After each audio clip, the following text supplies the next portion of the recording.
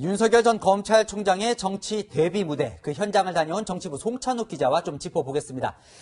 윤 전 총장을 지지하든 반대하든 어쨌든 첫 번째 이제 데뷔 무대다 보니까 관심이 많았을 것 같은데요.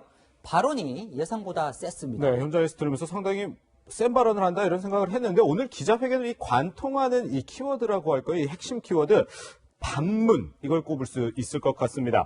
문재인 정부에 대해서 분노, 약탈, 독재 등의 단어를 써가며 비판을 했는데요. 특히 문재인 대통령의 취임사 중 가장 유명한 이 문구 거론을 했습니다. 기회는 평등할 것입니다. 과정은 공정하며 결과는 정의로울 것입니다. 특권과 반칙이 없는 세상을 만들겠습니다. 특권과 반칙이 없는 나라를 만들겠다고 약속했습니다. 우리 모두 똑똑히 기억하고 있습니다. 그런데 그동안 어땠습니까? 그래도 올해 초까지는 이 문재인 정부 검찰총장이었는데요. 네. 왜 이렇게 세게 비판을 한 걸까요? 네, 다 아시다시피 문재인 정부 검찰총장이었지만 지금 야권의 대선 후보입니다. 이렇게 지금 출사표를 내니까 이 문재인 정부를 비판하는 건 어떻게 보면 당연한 일일 수 있을 텐데요. 아주 세게 비판한 것은 여러 야권 주자들 가운데 자신이 중심에 있다 이런 것을 보수층에게 각인시키기 위한 것으로 보입니다. 또 문재인 정부의 등을 돌린 진보층까지 아우르기 위해 센 비판을 쏟아낸 것이란 분석도 있습니다. 네, 두 번째 키워드도 한번 짚어보죠. 뭘까요? 네, 두 번째 키워드 국힘입니다. 사실 이 국힘이라는 게 공식 약칭은 아닌데요. 국민의힘 윤 총장이 오늘 얘기를 하면서 국힘이라고 좀 부르기도 했습니다. 이 대선 출마 선언에 앞서서 국민의힘 의원들을 만났습니다. 송 기자가 직접 그때 모습을 이제 촬영을 했다면서요? 네, 마침 제가 그 현장에 있어서 촬영을 했는데요. 국민의힘 의원 20여 명이 윤 전 총장과 인사를 나눴습니다.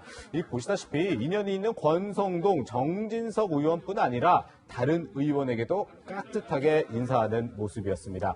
윤 전 총장의 발언 한번 들어보시죠. 대화방에 주셔서 정말 영광이고 감사드립니다. 망가진 나라를 우리 의원님들과 함께, 우리 국민과 함께 바로 세우도록 혼신의 힘을 다하겠습니다. 고맙습니다. 네, 문재인 정부를 비판하는 망가진 나라 그리고 의원님들과 함께라는 말이 눈에 띄죠. 당장은 아니더라도 국민의힘에 입당하겠다는 뜻을 내비친 것으로 읽히는 대목입니다. 이들 의원 가운데 윤봉길 의사의 손녀 윤주경 의원만 공식 초청을 받았고요. 다른 의원들은 자발적으로 참석했습니다. 이들이 향후 윤 전 총장의 지원 그룹이 될 수도 있는 셈입니다. 그렇다고 해도 이제 입당 시점까지는 밝히지 않았는데요. 네네. 오늘 이제 선언을 본 국민의힘 의원 반응은 어떻습니까? 네, 평가가 좀 확연하게 갈리긴 했습니다. 이 국민의힘 이준석 대표는요, 누구를 위해 정치를 하는지 담겨 있고 직설적이고 구체적인 화법이 인상적이라고 좋게 평가를 했습니다. 하지만 한 중진 의원은 다른 후보가 쫓아가기 힘들 정도로 도망가는 데에는 실패했다고 오늘 출사표를 비판했습니다. 그런데 오늘 이런 직접적인 표현은 없었어요. 대선 출마를 선언한다, 나를 지지해달라 이렇게 표현을 안 한 이유가 있습니까? 네, 일단 정권 교체라는 말만 8차례나 했다고 하는데 말씀하신 것처럼 나를 뽑아달라 이런 얘기가 없었는데 이 질문에서 대통령이 왜 윤석열이어야 하냐 이런 질문에 윤 전 총장은 선거법 위반이 될 수 있을 것 같다고 답을 피하기도 했습니다. 이 선거법상에 예비 후보로 등록한 뒤에야 지지를 호소를 할 수 있기 때문입니다. 네, 윤 전 총장 캠프 관계자도 오늘은 대선 출마보다는 정치에 참여하는 이유를 설명하는 자리이기 때문에 지지 호소나 공약 발표는 없었다고 설명했습니다. 키워드가 하나 더 있죠? 뭘까요? 네, 바로 대비입니다. 오늘은 이제 검사 윤석열에서 정치인 윤석열러의 이 변신을 선언하고 이제 알리는 그런 자리였잖아요. 네. 윤 전 총장 하면 지난 국정감사에서 보여준 특유의 직설 화법을 떠올리는 분이 많을 겁니다. 문재인 정부를 향해서 이 날카로운 직설 표현을 쓴 반면에 보수층에서 민감할 수 있는 현안에는 두루뭉술한 표현을 썼습니다. 어떤 이념 편향적인 죽창가를 부르다가 지금 여기까지 왔습니다. 그리고 이 정부가 지금 정권 말기에 이걸 어떻게든 또 수습을 해보려고 하는데 이제는 잘 되지 않는 것 같습니다.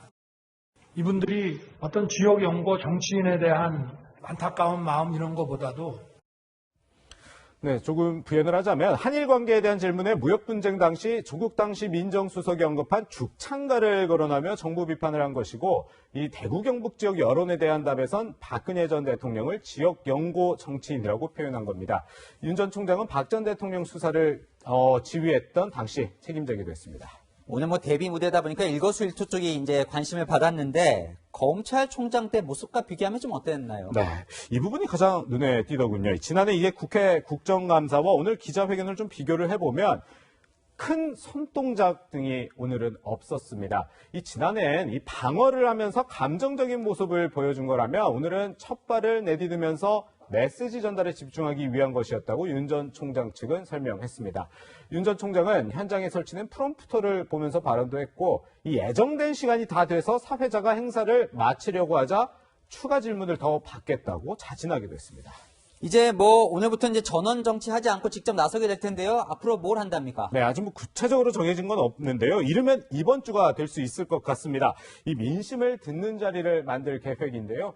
청년부터 우리 사회 원로까지, 그리고 보수, 중도, 진보층이든 두루 얘기를 듣겠다는 구상입니다. 이 스펙트럼을 최대한 확장한 뒤에 국민의힘 입당에 대해 명확한 입장을 밝힐 것으로 보입니다.